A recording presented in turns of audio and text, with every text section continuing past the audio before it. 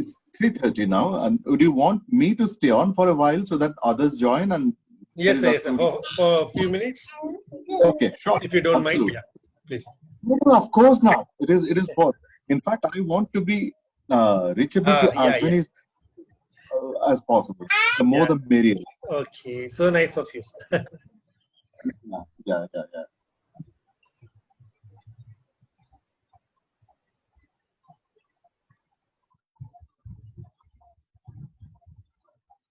But after this talk, I will be inviting some questions. So in that case, probably the audience will be able to ask me some questions, right? Yeah, definitely, sir. And that has been very much the essential part of organizing this online lecture. Yeah, at the end of the presentation, the audience or the participants will be asked to engage, means clarify their doubts and pose questions. Definitely, we will be having at the end, sir. At the end, we will be having. Sure. I will be speaking for about 45 minutes or so. Fine. And I'll invite. Yeah. Please.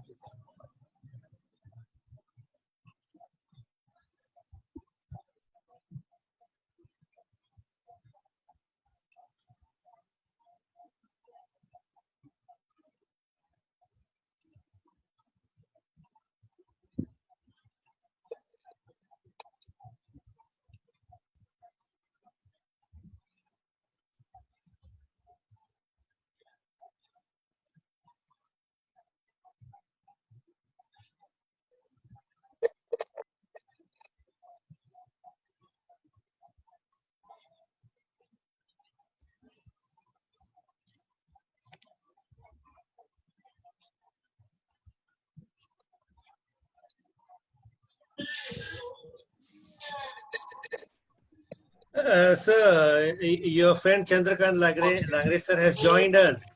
Hello, sir. Hello, sir. What a pleasure to see you. Hello, sir. Good afternoon. He is the catalyst, yes, sir. It is not like that. I am very happy. Such a very sweet friend. I couldn't turn down his request, and he's so good. Yeah, very kind. Hello, sir. This is Geeta. Hello, sir. This is Geeta. Hi, Geeta. How are you, sir? I'm good. But I really look forward to interacting with you. Yeah, thank you. Thank you for giving me this opportunity to attend this.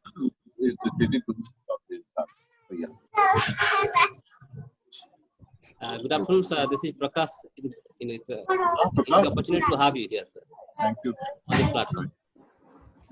Sir, this is Dr. Geeta from Periyar University. I know. Yeah, thank you very much. Yeah, so shall we start? Yes. Yes, sir. Okay, all right. So I will be talking to you about. Can you hear me? Well, I would like to know. You're a little audible, sir, but you need to raise your audio, sir. Actually, because you're audible, but not that much audible. Okay. Am I audible now? I'm Dr. Chaturvedi from Agra, Prakuti Devi College. Hello, ma'am. Am I audible now? Yes, sir. Yes, sir. Audible. Am I audible? Yes, sir. You're audible. Quite audible, sir. Okay. All right. I will be talking about the cultural economy of the pandemics. As you know, I told you these are fragmentary thoughts which do not lead to a coherent theoretical formulation. Nevertheless, I will be sharing with you some of the ideas as to what will be and what is and what will be the nature of the world after the COVID pandemic. And I will be primarily talking to you about the cultural economy of pandemic, not just the recent one, but also pandemics that have struck the world over the years. I'll take just a break to tinker with my audio. Hello, sir. Excuse me, sir. Hello. Yeah. Sir, yes. You need to adjust your camera, sir. Yeah, that is needed. I will do that. Let me just play with my audio, and I'm sure I'll be better audible. Just bear with me for a couple of minutes, okay? Yeah. Please.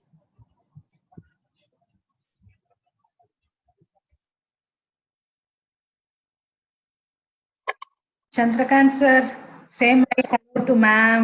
Ma'am, can she see me? Hello, ma'am. Hello, ma'am. How are you? This is Geeta from Salem.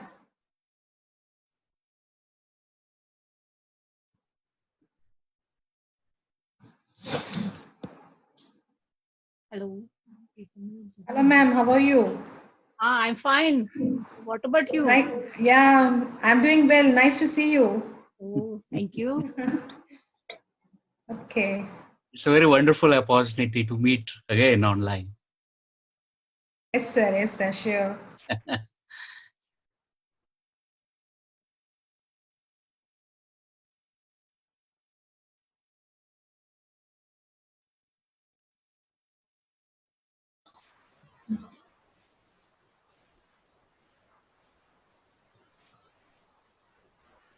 Hello.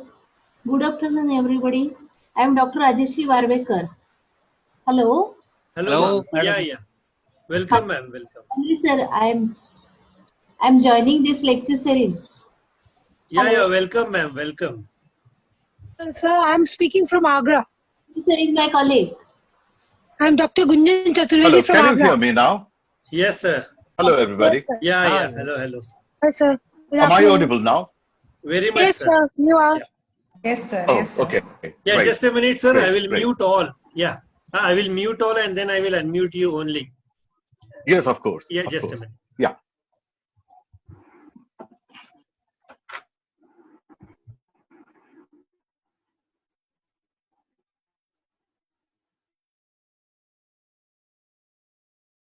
Sorry for this interruption.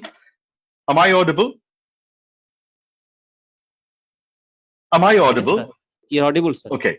Yes, sir. You are audible, So, sir. And then, sir, yeah, just on behalf of Rani Chennamma University Vice Chancellor Ramchandra Gowda and the Registrar Basuraj Padmasali and my Chairman Professor Vijay Naganna, sir, and my colleagues, PG students and research scholars and other dignitaries,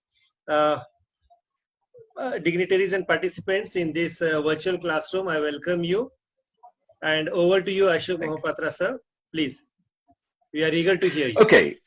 So the cultural economy of pandemics and some musings, as you know, that's the topic.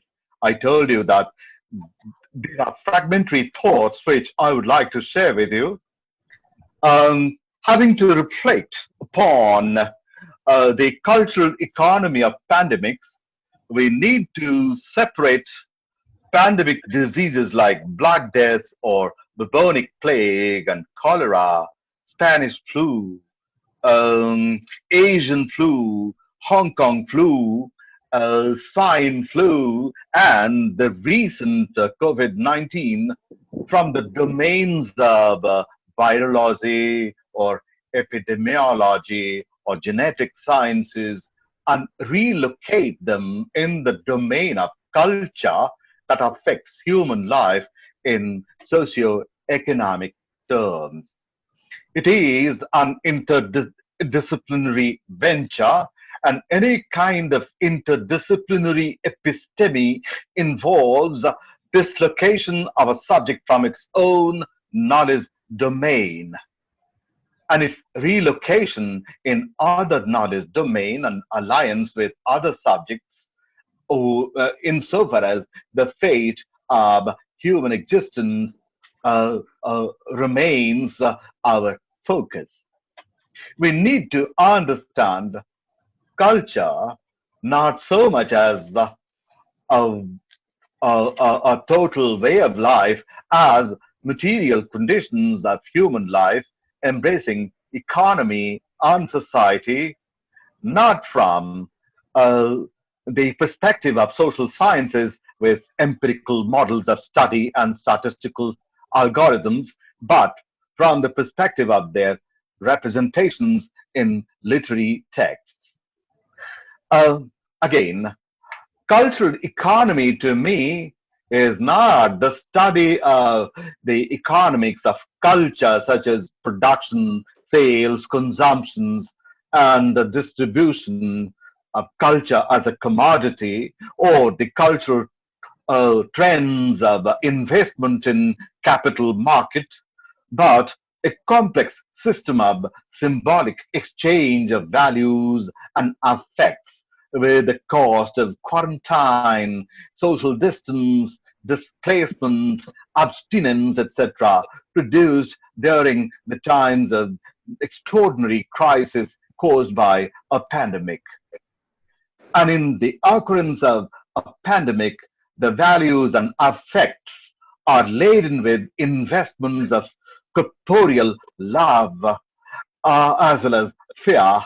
And in our context, the pandemic situation, which I call post COVIDity. In fact, I have thought of using these terms in my writings as well as talks, such as post COVIDity or covidence, which is for providence, or covidentialism for existentialism, and so on and so forth.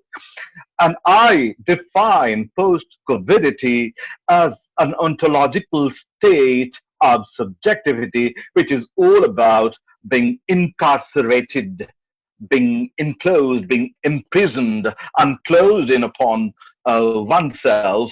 And what are the psychological impulses and affects of the desire for intimacy with others, as well as fear of the other as a threat to the body? That's a question, and many forms of art have, and many forms of literary as well as visual art have addressed this particular question. And I'll come back to a visual representation of this peculiar kind of an ontological state, a state of being enclosed upon oneself with too much of fear for the other, as well as desire for the other, fear and desire intermixed. This is a very interesting subject about which I'll talk in terms of its representation. That how will how how all these are reflected and represented in the political economy of the state, of course, will be my focus. And even as I share the objective in social scientists, my humanist methodology would be the analysis of discourses of pandemics experienced by individual subjects who lived through them and survived them to recount them later. And by saying this, I do not deny any value to the experience of someone terminally ill, dying of a disease, but uh, at, at the same time, I'm not interested in the experience of death. Not because it doesn't have any value. In fact, death has a lot of value. And if we talk about Holocaust literature, in fact, those who are dead have been valorized more than those who actually have survived this Holocaust to talk about their experiences. I'm not undermining the importance of death. I'm just not interested in it at the moment because death to me is too interiorized, I believe, and it is self-absorbed. And the dying person is no longer engaged with the other in a very fraught way. I am more interested in the exchanges of the living than the dead. Therefore, I would be talking more about people who have survived it than who have died it.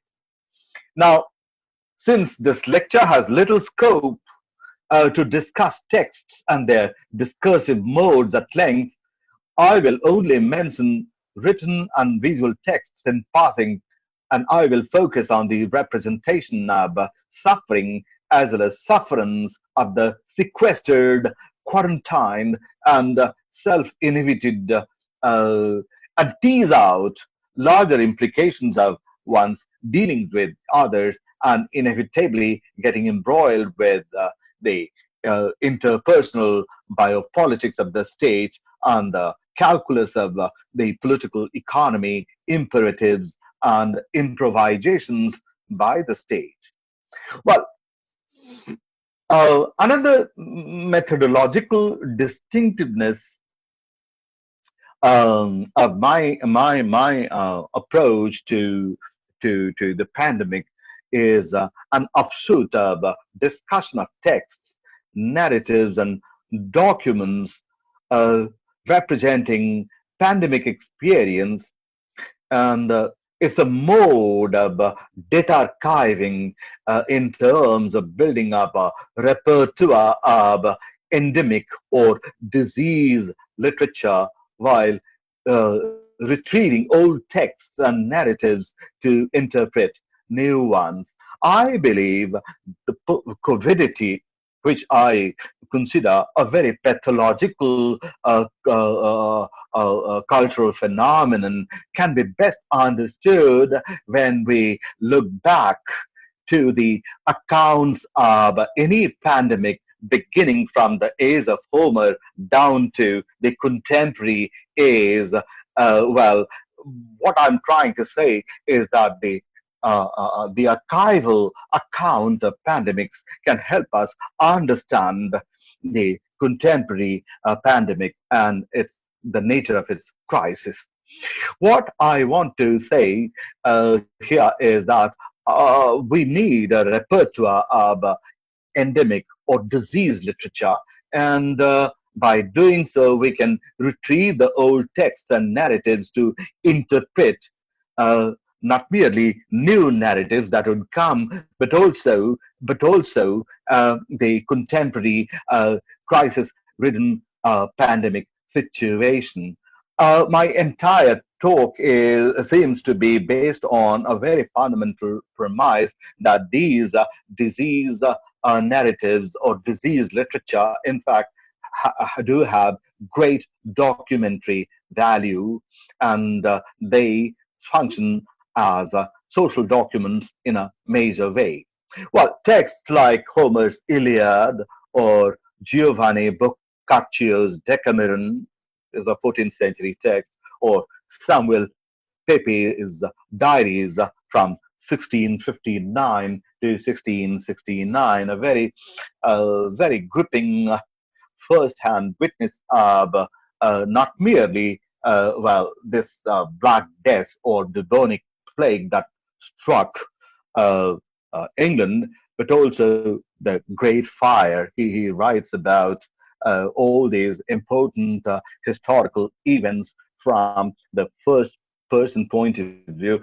But here he does talk about the bubonic plague, or Daniel Defoe's Journals of a Plague Year, which came out in 1722, early 18th century text, or Mary Shelley's The Last Man, which is some kind of a dystopic novel, or Alessandro Manzoni, the Italian author, his Betrothed, 1827, Edgar Allan Poe's very interesting short story, The Mask of Red Death, or Albert Camus' The Plague, Stephen King's The Stand, which was published in 1978, or the most recent apocalyptic novel, Dayon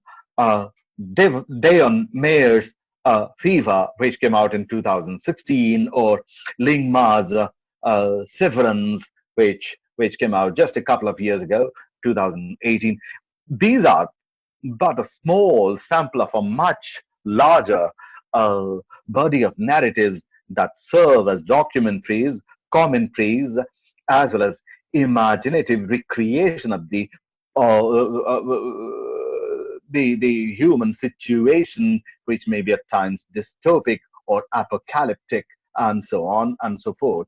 Indeed, these together with countless historical narratives, memories, life narratives, newspaper clippings, government notifications, gazette reports, legislations, media reports, parish bills, newspaper reports, countless paintings of bubonic plague or black death or cholera or mid-19th century cartoons from the Punch or the allegorical painting Dance Macabre in the medieval times, or even from our own tradition, the Kalighat Bengal style paintings of Ma Shitala and the like. Well, not to speak of countless films on the outbreak of a deadly disease, either from a mistake in some kind of a laboratory,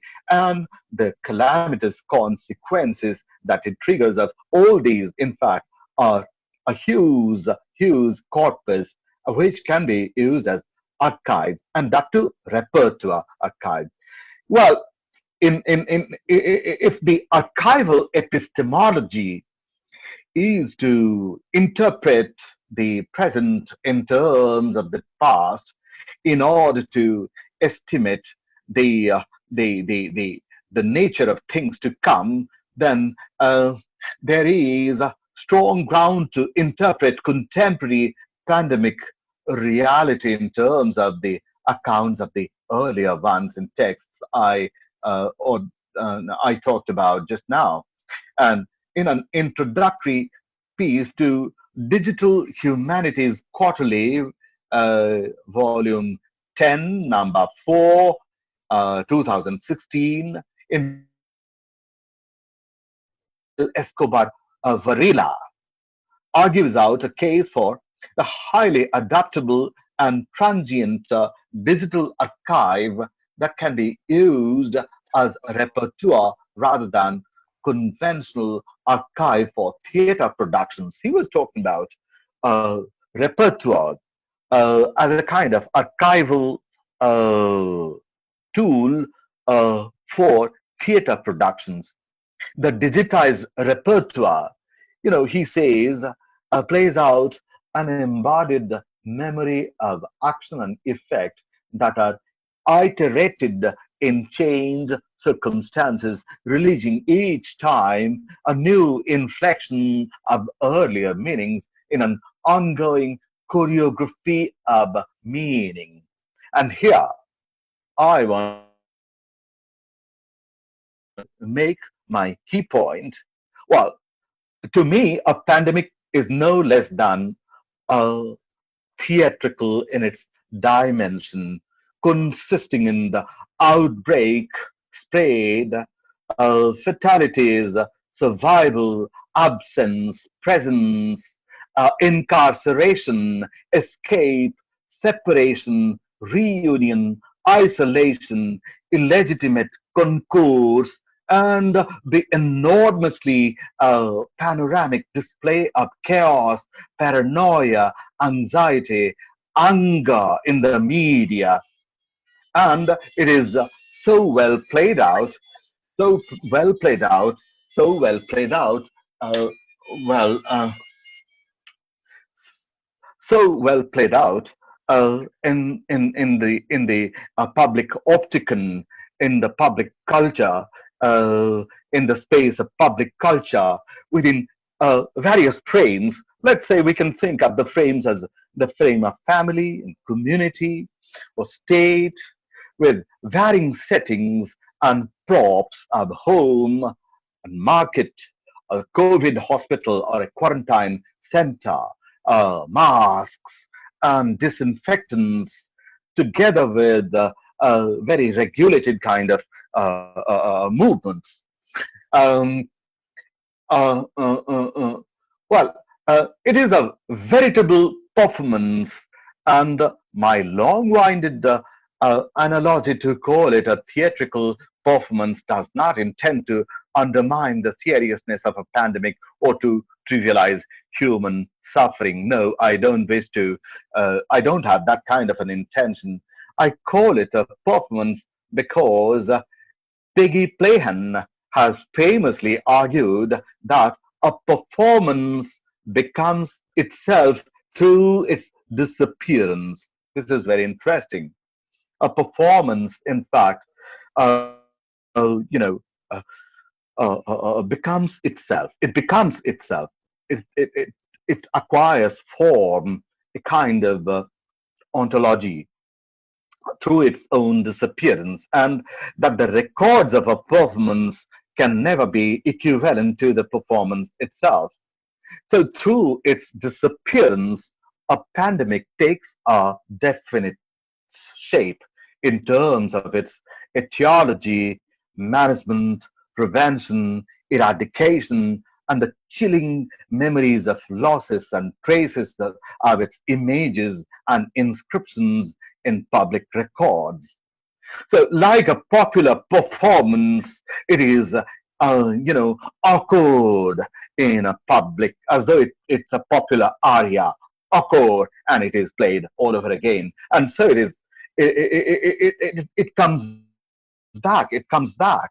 A pandemic doesn't disappear altogether. It disappears for a while to come back, perhaps with renewed vigor, and perhaps with a new avatar, which is more spectacular, even more theatrical. So every popular performance, it's encode. And like a stage performance, the pandemic also lingers on the stage as a morbid theatrical, like the plague in Europe, which continued from the 14th. The plague-causing bacteria was discovered. It lasted till 17th century, for 300 years. Come to think of that.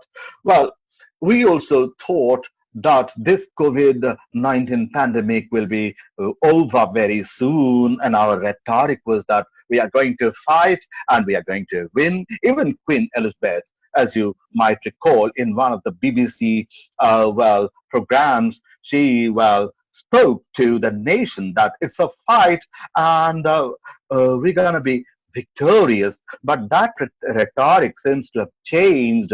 Now probably the new rhetoric is that we are going to live with it rather than score a victory over it, and live with it with great deal of care and cautiousness and great deal of responsibility, not merely to ourselves but also to the others. So we have become a little more cautious, because there is also prediction from various quarters, medical quarters, that it's going to linger till 2022, and that's pretty scary.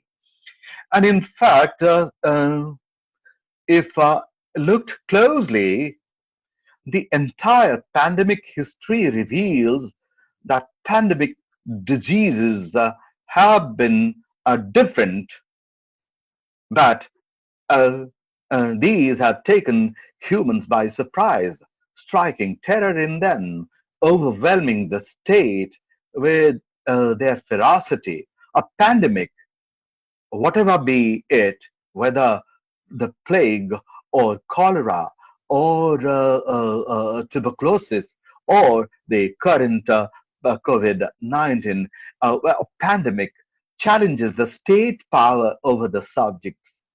It overwhelms the state.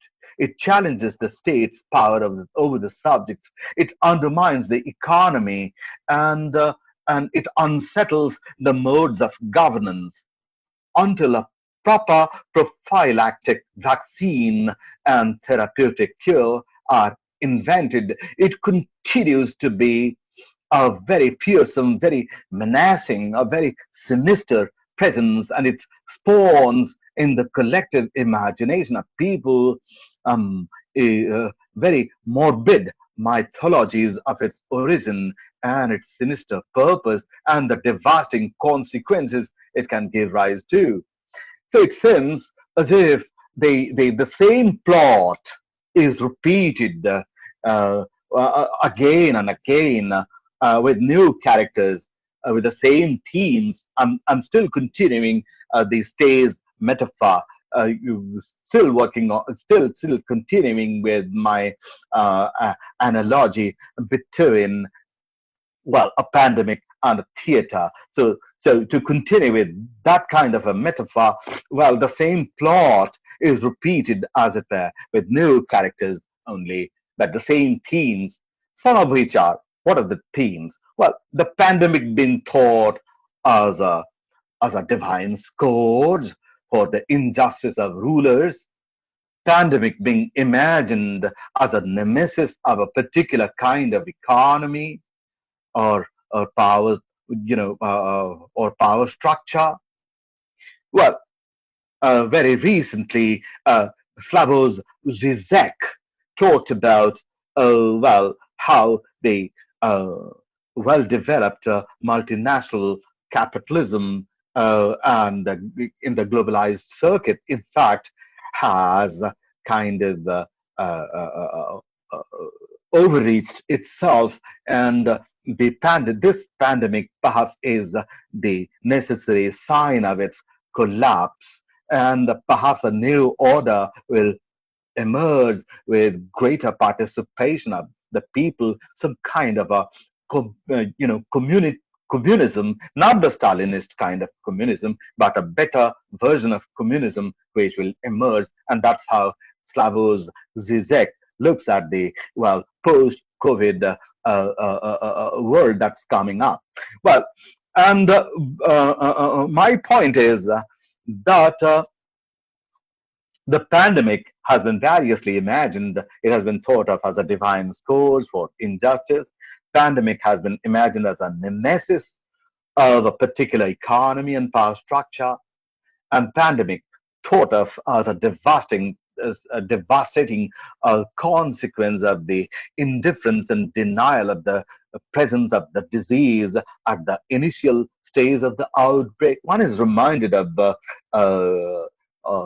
the situation in Iran as it unfolded, in Camus, the plague, how the Iran authorities went into a denial mode, saying that, well, it's nothing, it's just you know, disease which will pass off, and it's nothing. It's nothing to be taken seriously, or it's nothing one should be scared of, and things like that. And we are also reminded of, the same denial mode into which, well, President Trump went, when he came to India, he said, well, it's just a flu, and it's going to be over soon. So actually, this has all along been the approach of the authorities. They first talk about that it's normal, it's not going to, well, cause a great deal of harm to humanity, and it is repeated throughout, and then the pandemic also being used to scapegoat some people or country for the disaster. And we know how, some people or some communities are being scapegoated today. In the morning, probably, it's in the BBC, we heard that he said that it's worse than the Pearl Harbor bombing. Obviously, it's a very belligerent kind of, rhetoric in which President Trump has been kind of pointing a finger at China. It's kind of we are not very sure, but then scapegoating is always a kind of a reaction of people when they are in crisis, and even states start scapegoating the others. All right. And these and curtailment of freedom of people owing to measures of quarantines or lockdown, racism and xenophobia. These are the new viruses perhaps we struggle with. These are the cultural viruses which are harder to eradicate. Okay, so these themes are repeated again and again in the theatrics of pandemics, of which we have records from the time of Homer, let's say the 3rd century BC to the contemporary times. I was telling you about the latest book of Ling Ma's Severance, which came out in 2018. Um, well, these themes are configured with respect to collectivity, but there is another set of equally compelling themes with respect to the individual subjectivity manifested in the tension between the fear of death and the urge for self gratification at a very bodily level. Come to think of the self gratification in terms of people's eagerness to stand in very long queue for booze, you know, this bacchanalian mood has actually caught on like a fever. It's a new fever. For a booze, I'm prepared to pay about 70% extra duties on the MRP if I'm in Delhi, and I will slug it out standing in an inordinately long queue for booze, even for sex. Actually, some social activists in Kolkata talked about the livelihood of sex workers, which is at stake. So there is always a libidinal component in the midst of this, in a libidinal component integral to the contemporary existential crisis, the COVID crisis, or the crisis of covidity, which has a libidinal component, and the libidinal part, takes a beating in such crisis, and this is also one of the important areas of postmodern crisis, which Jean-Francois Lyotard talks about in his Economy Libidinale. We'll be talking about it a little later, but what I'm trying to say is that this is a personal crisis, desire of the body, urges of the body, and the peculiar kind of affective confusion, uh, an ethical dilemma of the individual selves about dealing with the bodies, or dealing with the bodies or the objects of one's love in the midst of this great crisis, pandemic crisis, as well as economic crisis, and a collective sense of crisis in which the uniqueness of one's compulsions and sufferings become pointless, and either it precipitates into an apocalyptic sense of an ending as it happens, uh, uh, or it sublimates to a wise and humane understanding of collective suffering as an occasion for atonement, as well as reconcilement, almost a kind of stoic reconcilement with an uncertain future, uh, with the prospect of the arrival of the pandemic virus in a new avatar. You know, Obviously, I have in mind the plague. Who have read the plague will obviously understand all these implications, thematic implications of the novel which I'm talking about. And these thematic implications, I would say, are universal. Therefore, this is a remarkable novel, particularly in the canon of disease literature. And this seems to encapsulate all these themes, which are truly universal, and ubiquitous also. And through Dr. Roos's life, we find how these two sets of themes, public and personal, are intertwined. What I emphasize is the humanist archival epistemology helps us understand, among other things, the cultural economy of pandemics through uh, the aesthetic representation of the disease and the regulated movement, as well as behavior of the bodies and their desires that have economic meanings already set by the state. For the modern welfare democratic state, rationing of food, arranging funds or raising funds for bearing for detecting as well as treating the COVID pandemic cases, or even uh, cremating the bodies or burning them at the state's cost, compensating deaths of health uh, service providers as well as law enforcing personnel are economic compulsions that define disease and the body, desire, and civic ethics. So we humanists, being nurtured upon the thoughts of Freud and Lacan and Lyotard, and influenced by Clifford Geertz, believe in culture as a thick description of the tension between the psychological impulses as well as the standards of public behavior, set by the state and the community, dictated to the individual as to how he or she should behave in in public, irrespective of her he or his psychological impulses. All these actually become very well pronounced in a crisis-ridden situation like the present one.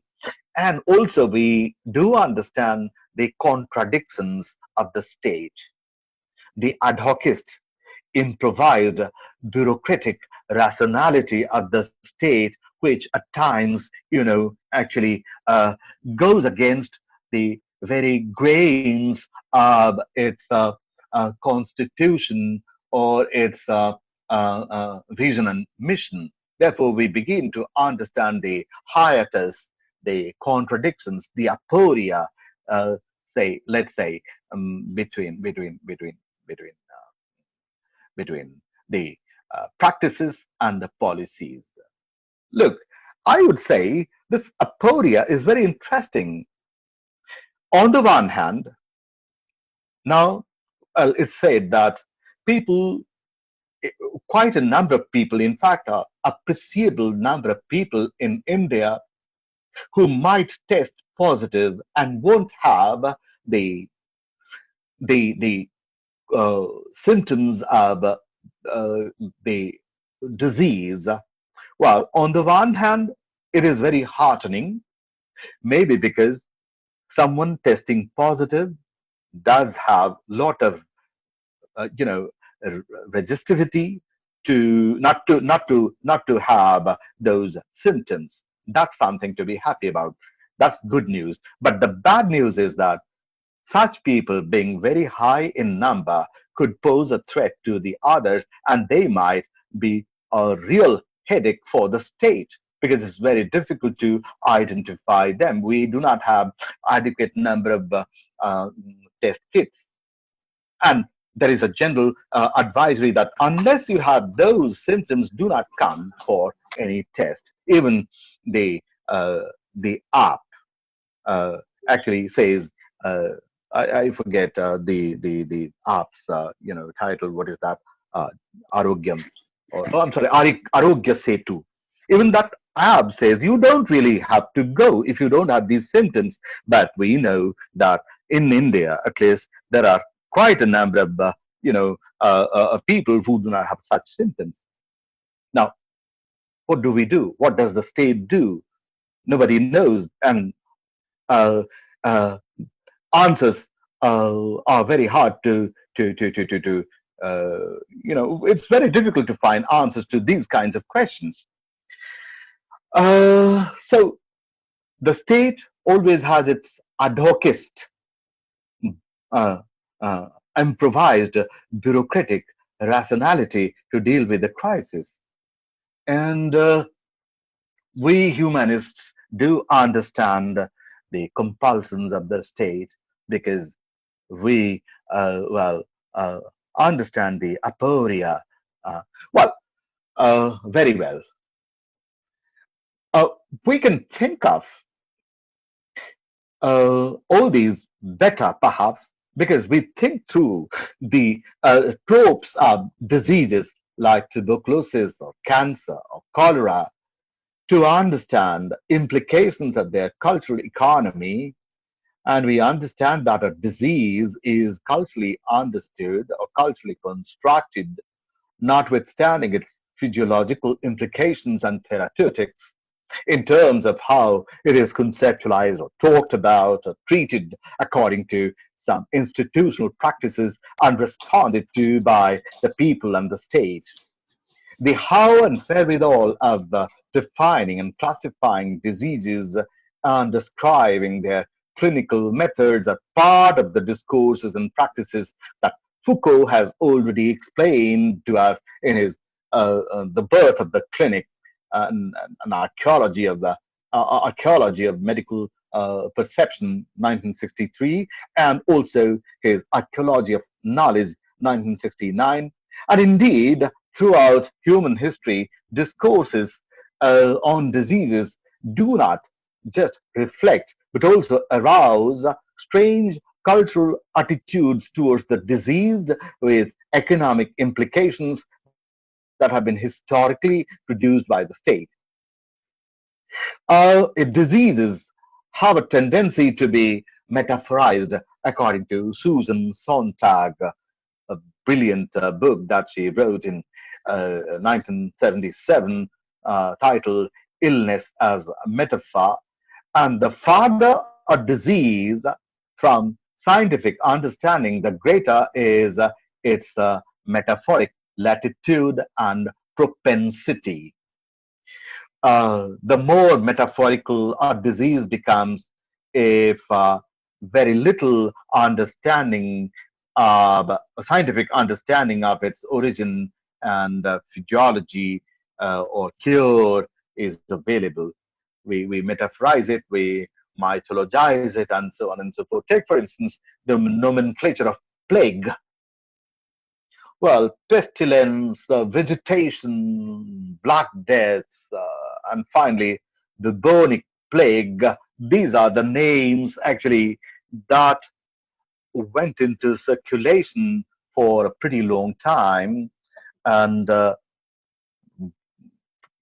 the biblical times, we have heard of plague. In Exodus, for instance, we know the 10 plagues that struck the Egyptians, who actually, or the Pharaoh and his people, who, uh, well, tortured the Israelites, and so on and so forth. And 10 types of plagues, of course. And one of them, of course, was the physical disease with bulbous protuberances all over the body. That was one of the plagues, but there were many others as well. Okay, so right from the biblical time until the perhaps the 20th century, uh, we have seen sporadic outbreaks of plague, but it has had so many names. Well, uh, let's talk about pestilence. Etymologically, it's pestis, or vegetation, of God's anger, perhaps, and or vegetation as a term for plague is an extra-human event, and immanence, which were deeply coded in religion that structured our logical link between some sin and disease as a divine retribution, and therefore the rod of punishment to strike us with. If we look at the etymology of plague, which is from the Greek word plaga, which means to strike. So we have been stricken. We have been stricken with the rod of punishment by God for some sinful act. Well, so this idea was ingrained in the faiths of the state as well as people in the scheme of divine justice. And this was in the classical times, in the biblical times also. Hence, the cultural perception of disease was deeply allegorical. Leprosy, for its part, um, with the provenance in the Bible, has etymological root from lepra, which is both Greek as well as Latin, meaning scabs and peeling above skins, weak, weak physical state, and all these are effects of curse. Therefore, a leper was usually a beggar or a rich man turned into a beggar. If we remember the story of Job in Book of Job, or Lazarus, the brother of Mary and Martha, uh, who was a beggar. But the leprosy patient or leprosy as a disease actually is not well part of the mainstream society. You won't call it communicable disease. It is contagious, but not communicable for this. One of the reasons being that a leprosy patient seems to have a natural space which is outside the society. That's the only disease. That's the only disease, in fact, actually, which has a, a location or a space assigned to it outside the society. No other disease, in fact.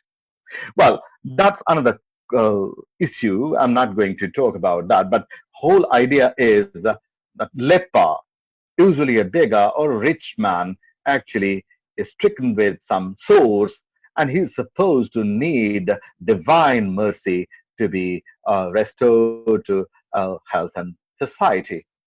And uh, uh, leprosy houses are also called the houses of Lazars, Lazars. That's how the term actually has come into circulation. Tuberculosis, we know, was called consumption in the 19th century, and that's very interesting. Well, Susan Sontag says many interesting things about tuberculosis. I can't possibly talk about what interesting things she has to say, although I'm tempted to, but there is no time. But I would like to only quote a very important passage from her book, and I quote: early capitalism assumes the necessity of regulated spending, saving, accounting discipline, an economy that depends on the rational limitation of desire. Tuberculosis is described in images that sum up the negative behavior of 19th century Homo economicus, that is, consumption, wasting, squandering of vitality. You know, it's kind of a dissipation of energy. Uh, so, advanced capitalism requires expansion, speculation, the creation of new needs, the problems of satisfaction and dissatisfaction, uh, buying on credit, mobility, an economy that depends on irrational indulgence of desire. And cancer is described in images that sum up the negative behavior of 20th century Homo economicus: abnormal growth, repression of energy, and its refusal to consume or spend. This is very interesting. Uh, uh, until until the 50s of the last century, there was a theory uh, that people who were dissatisfied, people who actually felt very constrained or constricted, who actually suffered from frustration, actually were develop likely to develop cancer. I'm sure many of you have read uh, Miss G by W.H. Auden, which is all about this very sexually repressed female who develops breast cancer. Actually, uh, Auden, as you know, has an ironic take on this theory, which obviously he distrusted. But then, what is very interesting about the poem is that it's a wonderful cultural document uh, about what our attitude was towards cancer. And in terms of cultural economy, it was not, well, it was not quite conducive to modern market capitalism, which believed in expansion, which believed in too much of spending and too much of buying. So, very interestingly, consumption uh, carried a great deal of negative connotation from the perspective of capitalism, which was at an early stage, while cancer, which actually, you know, uh, is all about a tumor that tries to colonize and over colonize and destroy living cells, actually is anti growth in the right way. Cancer is kind of a negative and malignant growth.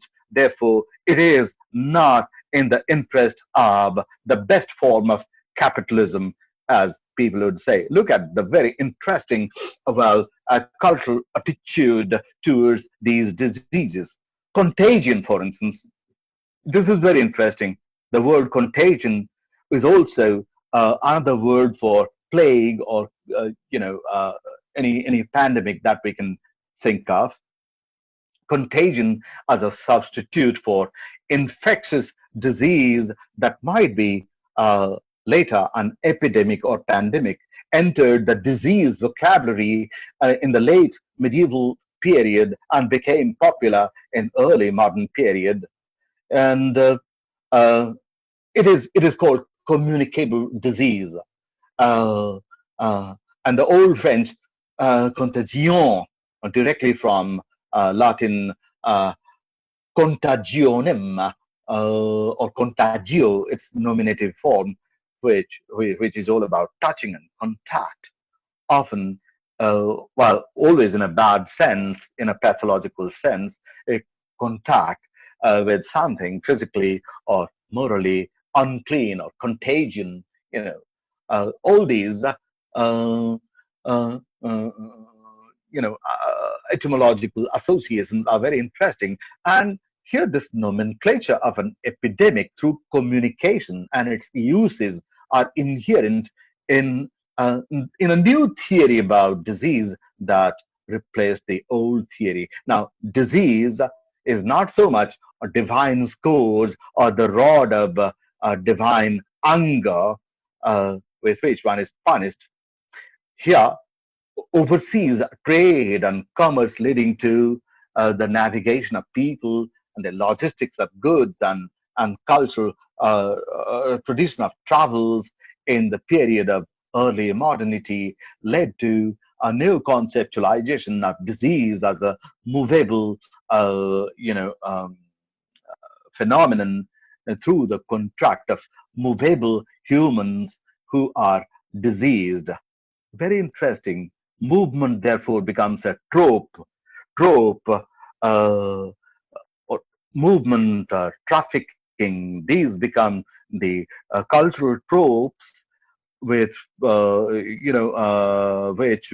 cause a great deal of concern. The state, which is etymologically stasis, fixed, stable, you know, it always distrusts anything that moves. That's why quarantines and that's why containment zones. That's why people are in this lockdown situation, incarceration. People are not allowed to move. Very interestingly, well, people who were struck with plague in the 17th century enclosed themselves. They closed themselves up. They asked others to flee People fled to the countryside in order to escape plague. If we read Pepys' diary or Daniel Defoe's, uh, journal of a plague. Yeah. So people's movements are regulated. Very interestingly, anything that moved could actually cause a great deal of concern to the state and arouse the state's suspicion. Ballad singers, performing players, who actually were also considered carriers, potential carriers of plague in the early modern state of England in the 17th century. This is very interesting. Ballad singers. Even when we talk about Daniel Defoe, and Daniel Defoe's, well, uh, um, uh, Daniel Defoe also does talk about books were culturally imagined as the the uh, uh, uh, means of the sprayed up this plague uh, pathogen. Good that we have gone into this kind of digital mode of communication. Therefore, in a way, all of us actually have been pretty much stuck up in our own homes and without any paper, without exchange of seeds, without exchange of the potential means of uh, uh, uh, uh, infection. We are talking about the disease. Okay, so what I'm trying to say is that um, uh, interestingly, anything that is stable. Look at the etymology of continent, continentum, which is a continuous elongation of the terra, or the stable land.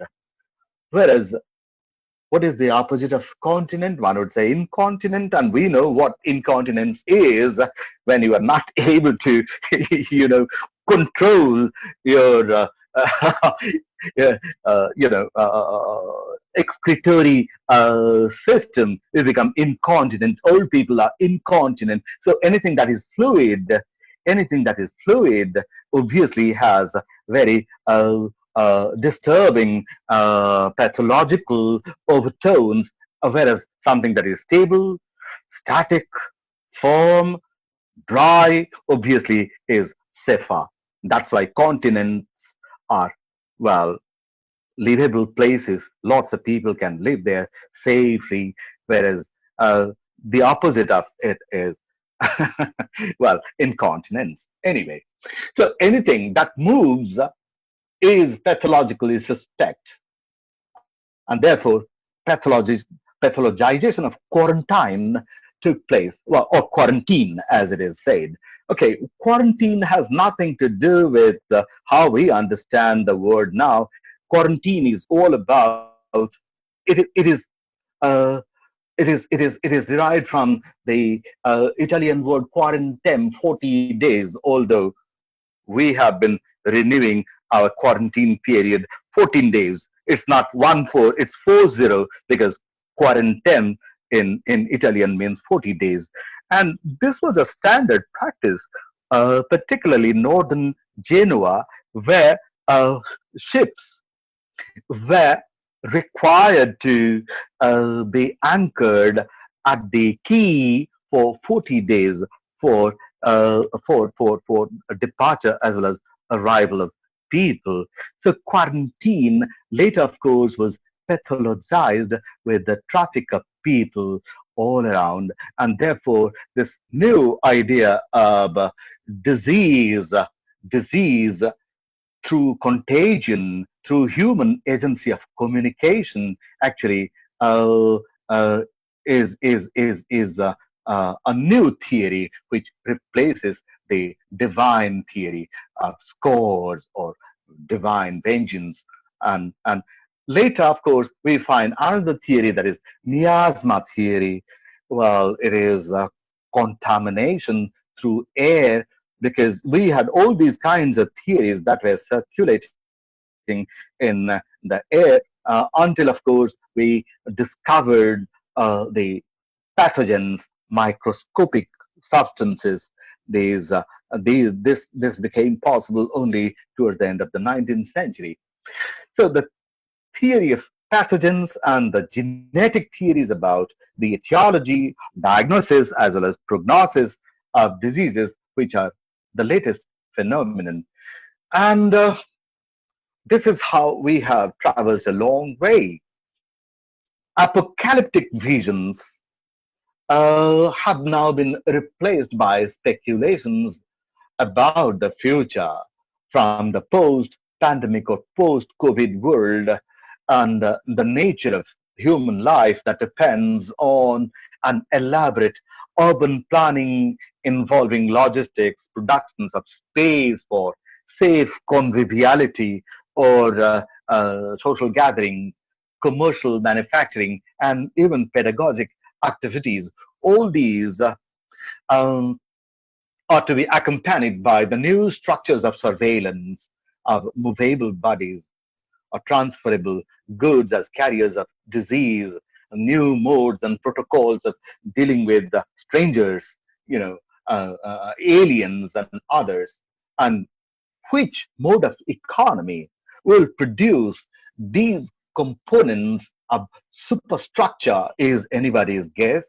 I'm not an economist or a social scientist to uh, to offer a clear and reliable answer, or to clearly figure out what the post-COVID post-COVID political economy would be. All I can say is that the cultural conditions will be far less sanguine, with the inclusion of infectious diseases in the list of the global traffic of capital, knowledge, skill, and skilled resources.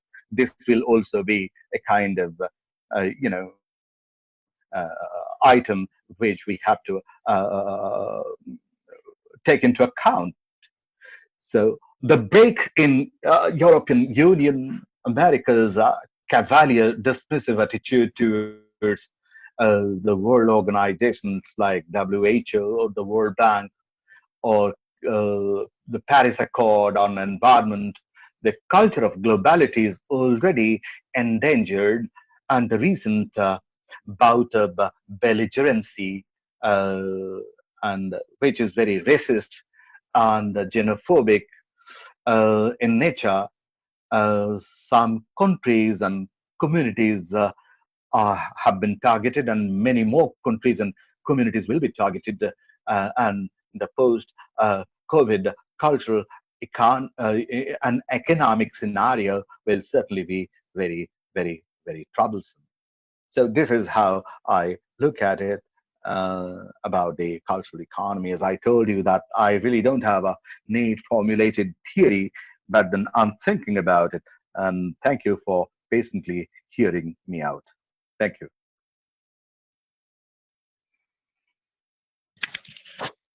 Thank you, sir, for your wonderful ideas and what you have mentioned throughout your lecture. On behalf of all the research scholars of Rani Chennamma University, I want to thank. Okay. Good afternoon, sir. This is Prakash. Could you be a little louder, please? I am not able to hear you. Yeah. Good afternoon, sir. This is Prakash, your student. Prakash, yes. Yeah, sir. Thank you very much for this wonderful piece of lecture. It was really enlightening. I don't have much question, but some observations about that. Yesterday, I was watching a movie having the title "The Contagion." It was also about a pandemic of imaginary dimension, and that after watching the movie, I came to a kind of question that does the pandemic has a purpose? Because we have been reading in many social media, in print or in electronic material that it has some religious, cultural, or communal dimensions. So my Yes. question is that, as a humanist, how should we answer this question? That should we take that is nature is playing its death bath, or how should we approach to this question? Well, any form of pandemic outbreak with the kind of technology we have, particularly the genetic and biotechnology, and also the digital technology for very quick and easy communication of data, visual data. Well, I think we are in a very explosive situation now. While anybody can play foul with lives of billions of people, and obviously there is always a threat of kind of a cataclysmic uh, end to this human world, and this terrible sense of an ending will continue to overwhelm us. I think Contagion and many such highly dystopic movies would come up and they try to disturb. Although at times, perhaps I believe there will be some glimmerings of some hope that we still will survive. You know. Thank you so much. Hello. Hello. Hello. This is the Shanti from Goa, sir. Hello, ma'am. Yeah. Just I wanted to ask you. Now there is a statistics which say that around 92,000 cases have been filed for domestic violence during this pandemic. Yes. So you have given the reference of so many books where it talks about the pandemic diseases. Whether is there any mention of such violence against women in those books? No, not really, ma'am. This is actually a very interesting area. I mean, of all the unfortunate consequences of this kind of enforced uh, quarantine state, uh, uh, this really hasn't been documented much. No, no. But one could possibly come up with poems and literature. I believe actually for creative writers, uh, it is a very fecund, very imaginatively productive period which is lying ahead. No. So we certainly can address this issue, which remains largely undocumented and untalked about, because our focus is so much towards the existence of humanity as a whole and threat to one's health. It's a question of survival. Therefore, perhaps we do not address these social issues, which are quite serious in themselves. Yes, yes. Yes, sir. But Thank then you, we sir. don't. Yeah, thank you, sir. Excuse me, sir. Yes. So this is Dr. Ravinder Singh from University. It was Hello, Dr. really, Singh. and thank you, sir. It was really good to listen to your lecture. It was really informative and puts one to thinking further. Thank you so much. Thank you.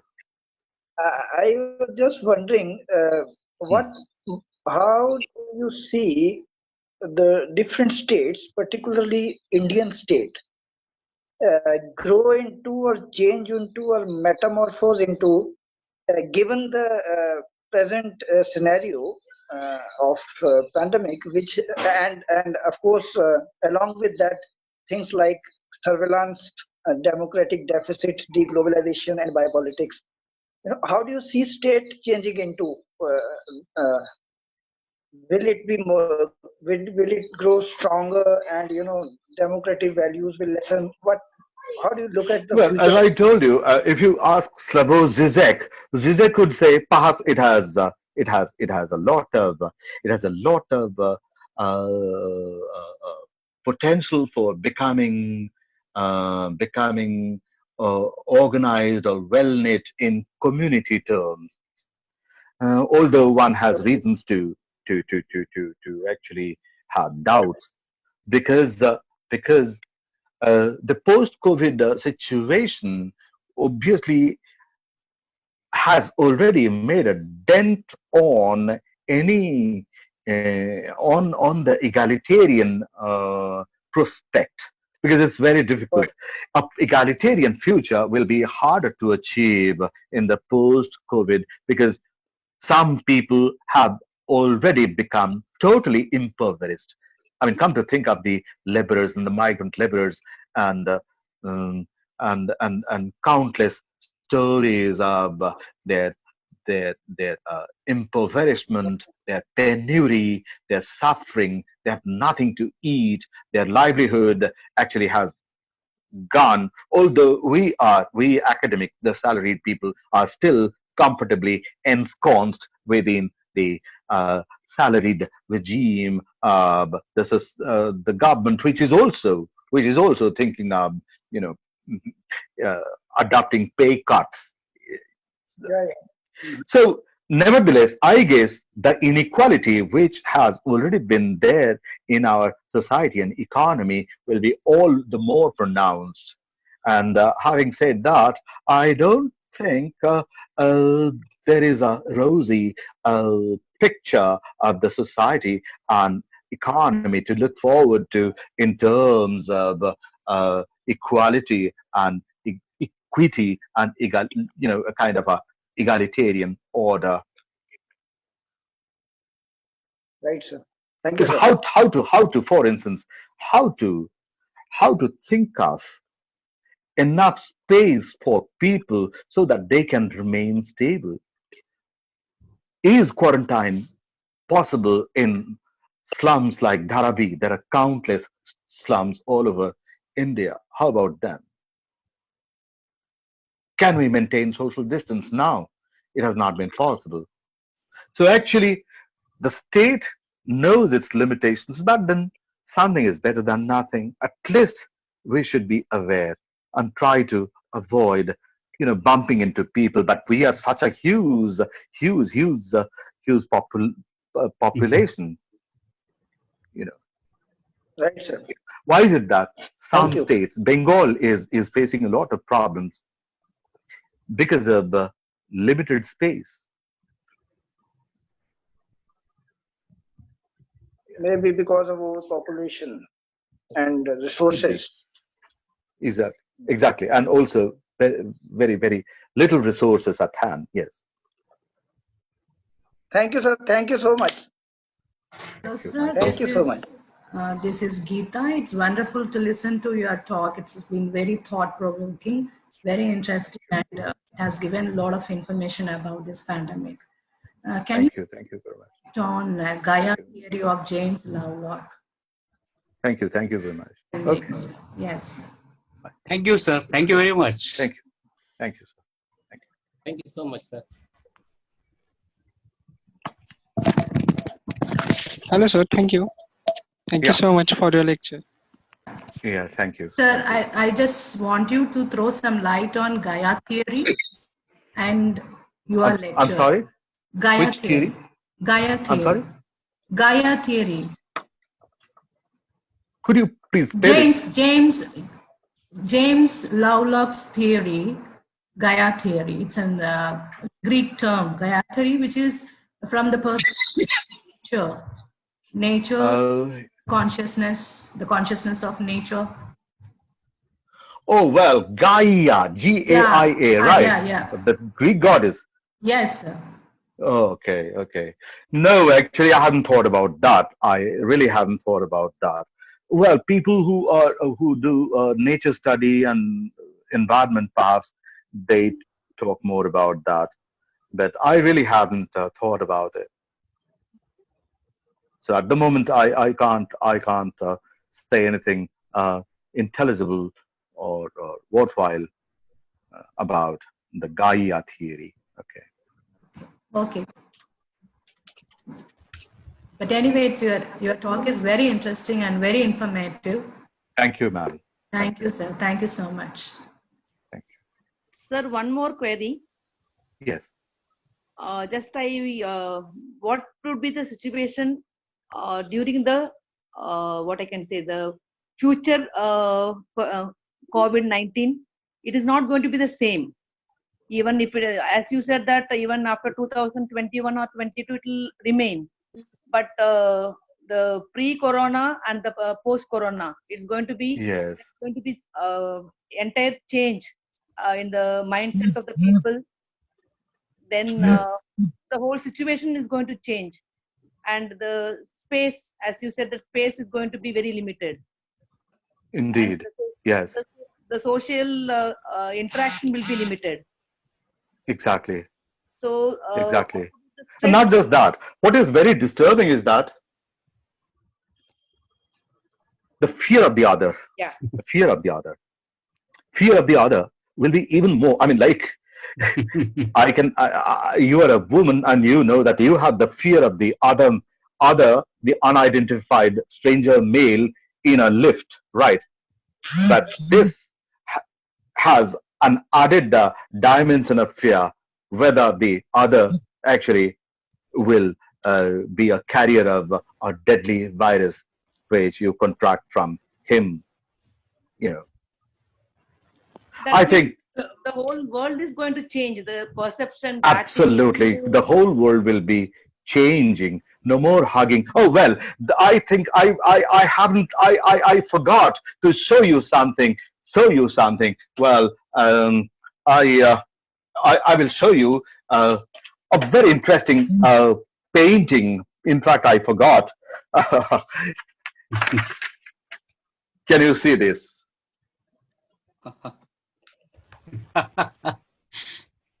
Yes. This is a painting by René Magritte, 1927. It's called Lovers. Okay. Well, now René Magritte, this Belgian painter, was a surrealist painter. And here what he is trying to say is that it's kind of a it's very fraught kind of a love, where you probably do not know, you have tangled with a stranger, so there is this excitement. And also, there are vague intimations of fear, because love can never be exciting if it doesn't have this fizz thing, that is fear. You know, it becomes very exciting. But I have appropriated it, and what I'm trying to say is that, well, the libidinal self of every single individual in the post-COVID world would be like this. Yes, sir. It will not just be the fear, it will also be, well, your desire fraught with fear.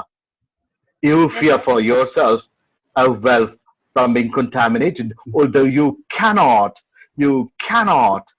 avoid this very exciting contact with the other, you know, the erotic contact with the other. And that's what our libidinal self would be in the future. You know, if we talk about Lyotard, he speaks so well about this kind of a situation, desire, the impulse. These always, you know, go beyond the rational order created by the state. They always have this. So as there is a death of an author like that, so there will be the death of a romantic poetry. Well, the romantics actually, you know, with the arrival, with the discovery of streptomycin, the romantic idea of consumption, that is, you know, ended. In fact, you know, Shelley and Keats both were consumptive. Not Byron. Byron at one point have said, you know, I have a desire. I also want to suffer from consumption like these two. And poor Wordsworth never suffered from consumption. But then the exciting, the aura that we have about Keats and Shelley, it's all because of this this very very you know romantic aura about consumption as a whole, as I was telling you. So there won't be any romantic. Well, this, I guess, Rene Magritte's painting, in fact, helps me to visualize the nature of things in the post-COVID world. Although, Rene Magritte painted it in 1927, and he had not thought of this, but how appropriate it is. This is how I look at this painting, The Lovers, Yes. who have been masked. Yes, sir. Thank you, sir. Thank you. Hello, sir. Can you hear me? Yeah. Hello, sir. Please. Yeah. Hello. Continue. Yeah, go ahead. Yes, yes, sir. I just have one question. Uh-huh. As you know, sir, Black Death is already mentioned in literature. If you take examples like Boccaccio, the Decameron, and the Geoffrey Chaucer in Canterbury Tales, or William Langland's Paris Plumber, they all have mentioned the Black Death. So, what do you think in future, the future writers or the upstanding writers, they how come with this idea, or how come they depict COVID in literature? Yeah, I wanted to ask the same question. Yes. Could you please repeat the question? Uh, What would be the yes, sir. nature of narrative? Yes. Do you mean to say that? Yes, sir. Yes. Yeah, and then in which category can we study this, sir? So science fiction Yes. or Well, criticism, that's eco-criticism? Or sir, it will develop a new kind of genre. Yeah, new kind. That's well, what. the genre certainly would be the novel, as you know, which is very complex in its discursivity, and it can have variety. As we know, Lukács and Bakhtin have talked so much about the variety, the dialogic nature of this genre. Yes. For instance, it can move back and forth from Iliad, let's say Agamemnon, Yes. and Sophoclean plague, and straight come back to a very intractable, very alien and strange kind of an RNA which keeps on mutating all the time, all the time. Perhaps for all you know, Absolutely. the novel itself, the narrative will start mutating to Yes. perhaps mimic, the mutation of a certain kind of RNA, which a virus is all about. The deadliest part about this COVID virus is its mutability and replication, how it replicates Yes. itself. I would say one needs to have the sensibility of someone like Lawrence Stern to be able to, to be able to write a novel. Maybe perhaps some, the Japanese people, Murakami can do it, you know. But it has to be very postmodernist in nature because we are living Yes. in a postmodern world. Postmodern era. Yes. So it has to be very postmodernist in its uh, narrative scheme, in its conceptualization, in its chronotopicity. It has to be once again very, very complex and flexible. That's how I look at it. But it has to be the novel. Yes, the lady who is talking to me about domestic violence, whether there can be some whether some narrative has already been there. I said I do not know for sure if some such narrative has come up, but in that case, perhaps short stories would come up on domestic violence, or maybe it's not just domestic violence. There is a possibility of all being together all the time, and perhaps the family members who already have had an opportunity to interact with one another very closely will get to know each other. Perhaps a kind of very the bonding will be stronger, and we have possibilities of a very close knit family with great deal of bonding. Even that's a possibility. True, true. Yes. Thank you, sir. Thank you so much Too for much. This experience. is Vikas Bhardwaj here. I am an associate professor at RKST College, Kathal. So this is affiliated to Kurukshetra University, Kurukshetra. Okay. So my question has already been taken up by the earlier person. So, but I'll still like to ask you something that will we also become something like the lost generation, and the writings in the post-corona period will depict that kind of depression that is seen in the writings of, say, Hemingway or something like, I mean, The Wasteland or something like that. Yeah, depression, I guess. What kind of literature will be produced post-corona? Yeah, I don't think a writer would indulge in the mood of depression or melancholy. Melancholy has all along been, has already been, I'm sorry, has already been a matter of the past. And the brooding, depressive, dark tone is also not what we live with. We live, despite all these, we live with a lot of joie de vivre. Look at the people in Delhi, standing in Lambi Qatar for a pint of booze. Look at this, this, this, this, I would say, joie de vivre, the spirit of life, both metaphorically as well as literally, and that would be there. People, in fact, during the time of depression, people have gone out for a binge, eat a lot.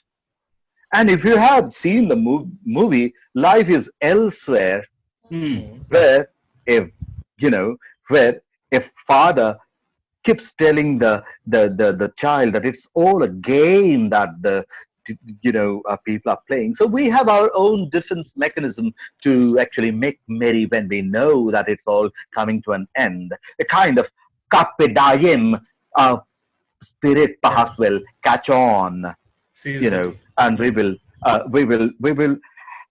we'll always find opportunities to be happy.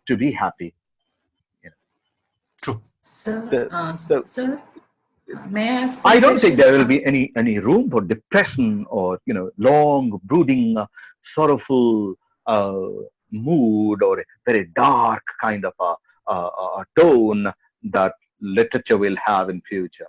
Yeah, I agree with you. Thank you. Sir, one more question from Geeta. Sir, this post-apocalyptic narratives, will it be about a common human experience about this COVID-19? I didn't say post-apocalyptic because apocalypse ends with everything, after apocalypse, after this COVID there is no experience. narrative. Yes, sir. But post-COVID, you might say. Yeah. So would that narrative be a common platform about human experience, or will there be any superstructure of classes, the narratives? Ma'am, we do not quite know what actually the class structure would be. Although I believe the class structure will still remain. Some people who are building roads will be building roads. Those who build, structures, they will be doing that. There will be health workers, and there will be also people like us or the corporate think tanks would be working from home types. All I can see is the division of labor being working from home types and working on the site, doing things mentally and doing things physically. People who have physical skill, and people, particularly these, blue-collar jobs, those who are doing, they will continue to do that. But I don't really know what would be the nature of things But then there will be certain changes very soon. And it's so sudden, so sudden. True. 2 years, I mean, 2 months ago, we would not be talking about all these. Absolutely. Just 2 months ago. Certainly, We never certainly. thought it would be like this. That Yes. the whole of the world is talking about the same thing, thinking about the same thing. Look at the unity of Yes, people yes, because we are all in the same boat. Yeah, absolutely. yes. Amazing. So there's no chance of egalitarian society to dream about? I don't know. Well, we have not been able to develop a vaccine. Italy said that it has, in Oxford University is going to have human trial. And President Trump was the first said, well, we have done it already, but then we do not know. And by the time we develop a vaccine, this, as you know, might have replicated itself, mutated itself into another creature. It's being resistant. You know, Sure. we have already so many diseases. Come to think of, and this is a disease we all have been taken up with. But come to think of tuberculosis. I'm giving you a simple example of tuberculosis, which has become multi-drug resistant, and we have a strain of multi-drug resistant tuberculosis now in India, all because of irresponsible medication. Actually, people who are not qualified to handle medicines with care. There is a drug, meropenem, which is a very strong drug, antibiotic. Meropenem is something that is available over the counter for relief from ordinary influenza or flu, body ache and fever. One takes a meropenem injection, 350 rupees. But meropenem has been actually administered even by some, very greedy doctors, as a result of which actually we have not been able to deal very effectively with this multi-drug resistant tuberculosis, which is deadly. How about HIV, which is equally deadly? If we think of this, at least, people who are healthy, who do not have hypertension, who actually do not have any heart disease, or they are not diabetic, or if they are below 50, they are going to survive in any case. It's not much of a problem. So we can have People who are old, classes of healthy and unhealthy people might be in future. indeed. So there will Yes. be kind of, now insurance people will have a new regime of rules. Perhaps people above 55 or 6 will have to pay a hefty sum. So, the changes would be mind-boggling. And it's far too early now to speculate what it would be like, But then that's how, and all I can say is that we people who deal with literature, the academic, people, we will have a field day to theorize, to take up, and lots of PhD on this.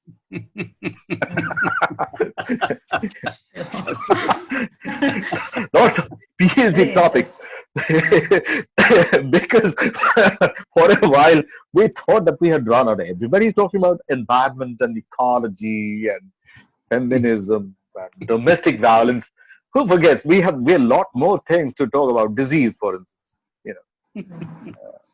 Although disease actually has become a very important area of study for cultural studies, but then we have all these texts which I talked to you about, which have suddenly become very important, and also lots of literature in our vernacular languages which talk about the epidemics, epidemics from the perspective of the society.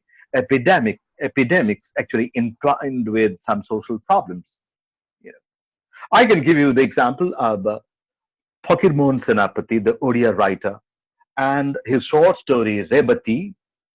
Actually, it is all about a girl actually getting educated, which was considered a social anathema. And somehow the background is actually it's a cholera infected setting, and this girl dies, her tutor dies, and the old survivor, an old woman who is only filled with, because she has mouthful of curses for this girl, that she invited death for herself because she allowed herself to be educated. Come to think of these, we'll have these kinds of narratives. Some narratives which are already there in the vernacular literature will also be available in translation. True. So we have very exciting, very, very productive future to look forward to.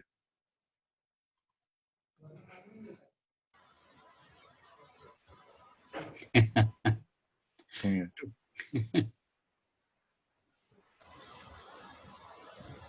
So I think we have taken lots of time, sir.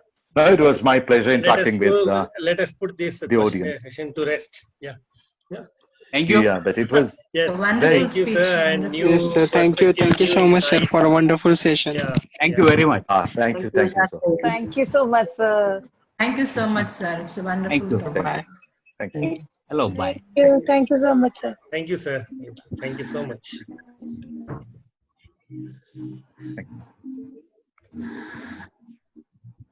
Sir, when will be the next session? Well, I don't know. After, sir, I'm not asking you, the organizer.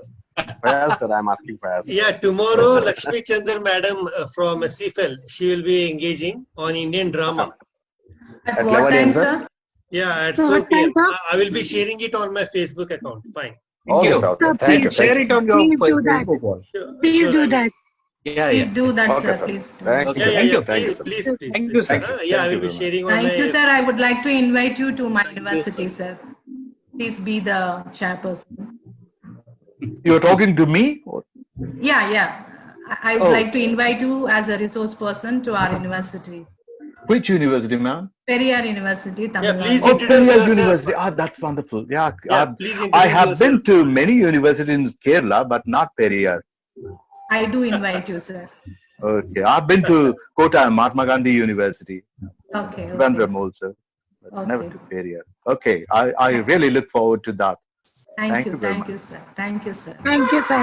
Thank you. Thanks a Thank you, lot. ma'am. Thank you. Yes, sir. Thank you so much for giving this Thank you, ma'am. opportunity. Thank you. Yeah, thank you, ma'am.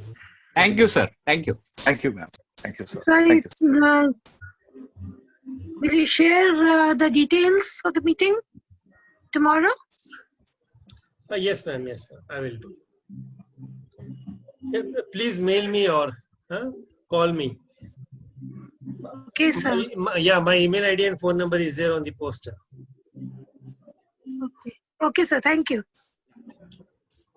Chandrakant, sir. Thank you so much. Bye. Oh, thank you. Bye. Thank In you fact, so I much. should be So, thankful to thank you, all Chandrakant of sir you, for and making this possible. Yeah. Hello, Langre sir. Ah, Invite sir to our university also. yes, absolutely. We have to. Yes, Good friend. yes, thank you. So please Yeah. invite sir to our university also. Yes, we'll invite him, sir. Sure. Thank you. Thank you, Okay, Chandrakant sir. Yeah. I are requested to okay, please Professor send Ilkal an and email. Professor Some email Dangare to all and of us. Ah, you know. yes. Yeah. Please, sir. Please. Thank you. Yeah, thank Thank you. you, sir. Thank you, everybody. Thank you very Thank you, much. sir. Bye. Okay. Bye. Professor Ilkal, I just one query. Yes, sir. Do you have a recording of this session? Yes, sir. I do have, sir. I do have, and I would love to share with you, sir. I will share it. That would be lovely. Thank Yeah, you so much. definitely. Yeah. Thank you. Thank you, sir. Thank you. It was a wonderful, and thank you for giving me this opportunity to interact with such a wonderful audience. Yeah, Thank you and very we much. are I privileged, really sir. thoroughly enjoyed myself. We are addressing privileged. that. Yeah, we are privileged. No. It was my pleasure. Thank you very sir. much. Thank you. Okay. Take care. Bye. Bye-bye.